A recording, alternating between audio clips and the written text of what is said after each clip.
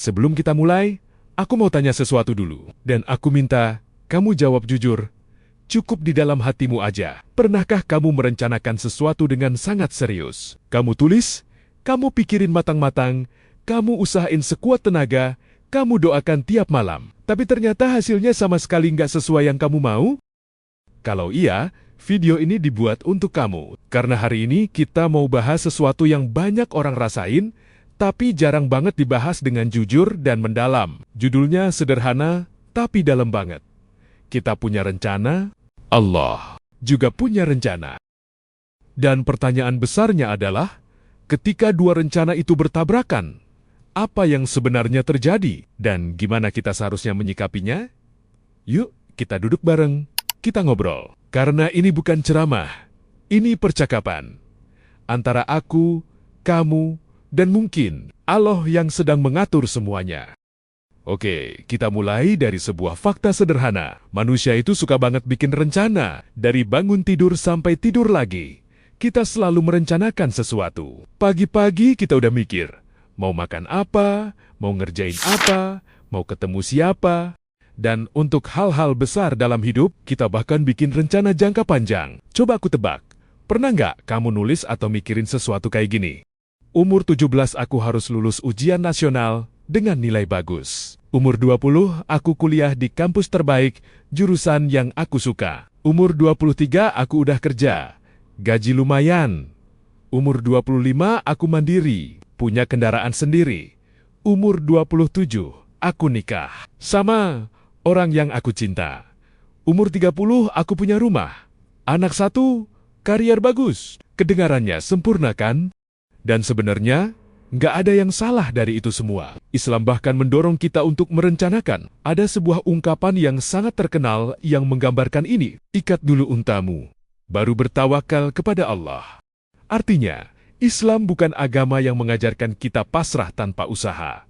Islam mengajarkan kita untuk berusaha dulu, lalu serahkan. Jadi merencanakan itu bukan sesuatu yang buruk. Itu justru tanda bahwa kamu serius menjalani hidup. Tapi, ada satu hal yang sering kita lupakan waktu lagi asik bikin rencana. Kita lupa bahwa kita bukan satu-satunya yang punya rencana. Di atas sana, ada Allah, Zat yang Maha mengetahui segalanya, yang juga punya rencana untuk kamu, untuk hidupmu, untuk setiap detik yang kamu jalani. Dan rencana Allah itu tidak pernah salah. Sekarang kita masuk ke inti dari semuanya. Apa yang terjadi ketika rencana kita bertemu dengan rencana Allah? Ada 3 kemungkinan yang bisa terjadi.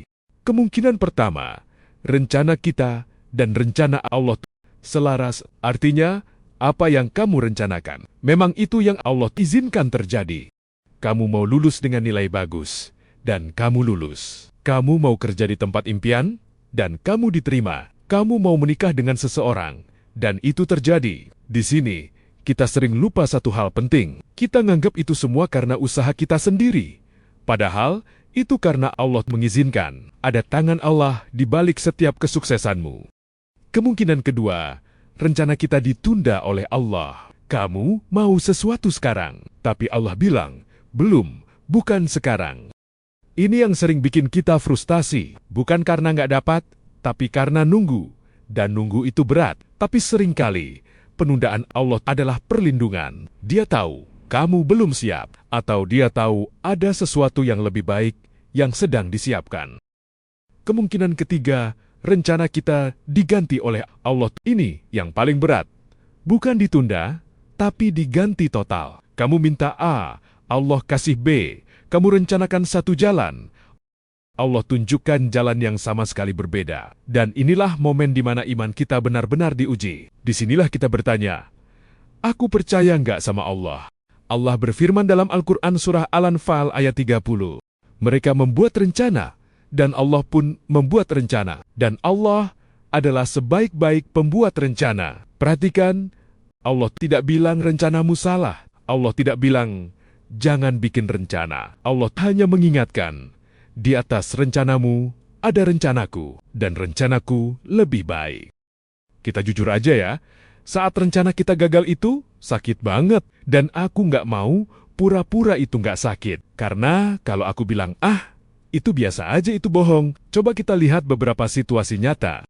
Atau bayangkan, kamu udah bangun bisnis selama 2 tahun, dari nol. Tabunganmu habis. Kamu utang sana-sini. Kamu percaya ini akan berhasil. Lalu tiba-tiba semua berantakan. Pelanggan pergi. Modalmu habis, bisnis tutup. Rasanya seperti semua usahamu sia-sia. Atau mungkin yang paling dalam, kamu mencintai seseorang.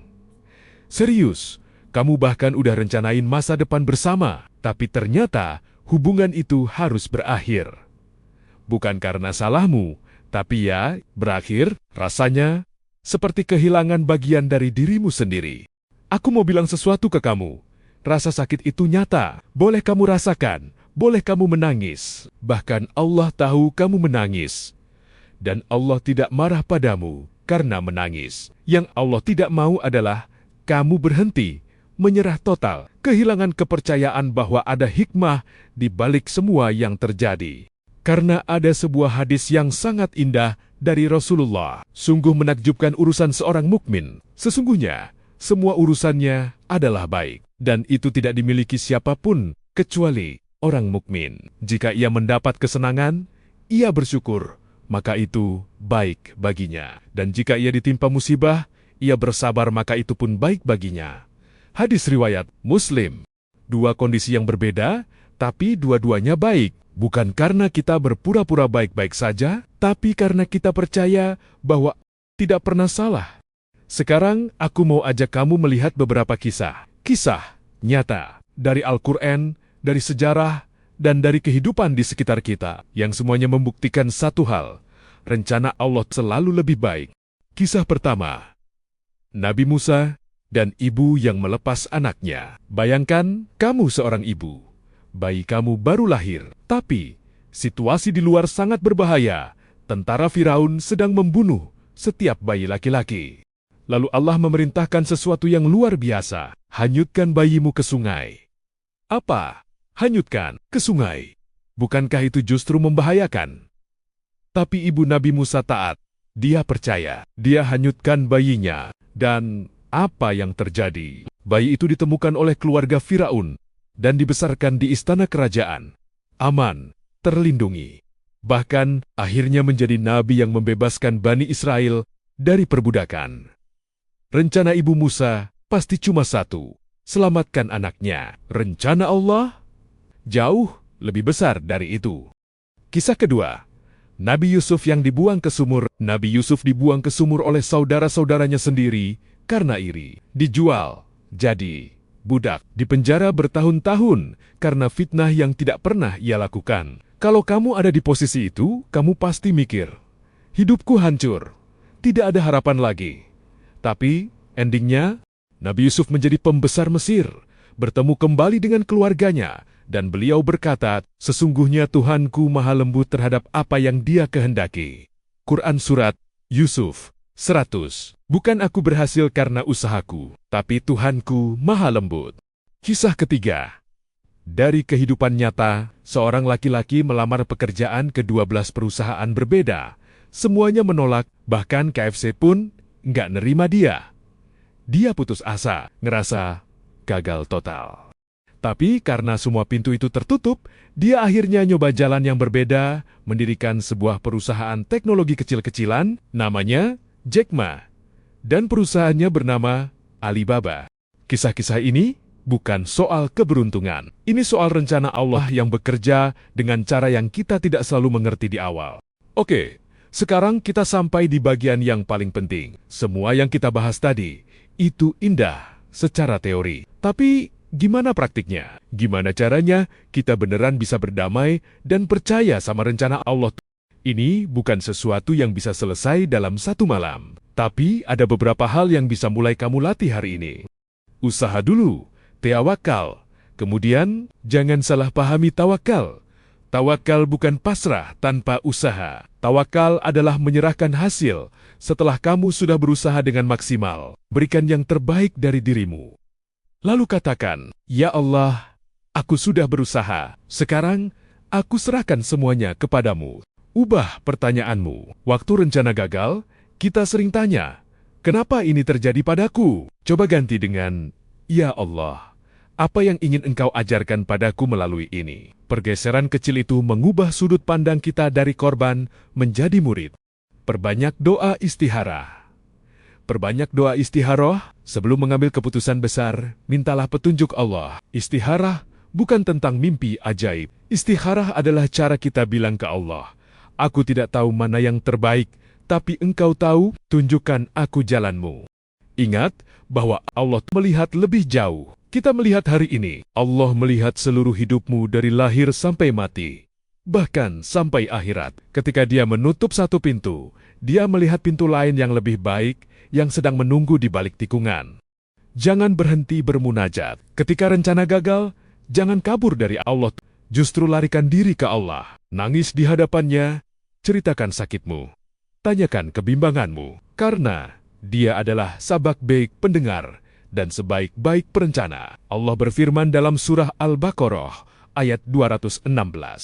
Boleh jadi kamu membenci sesuatu, padahal ia amat baik bagimu. Dan boleh jadi kamu mencintai sesuatu, padahal ia amat buruk bagimu. Allah mengetahui, sedangkan kamu tidak mengetahui. Ayat ini bukan sekadar penghiburan, ini adalah janji.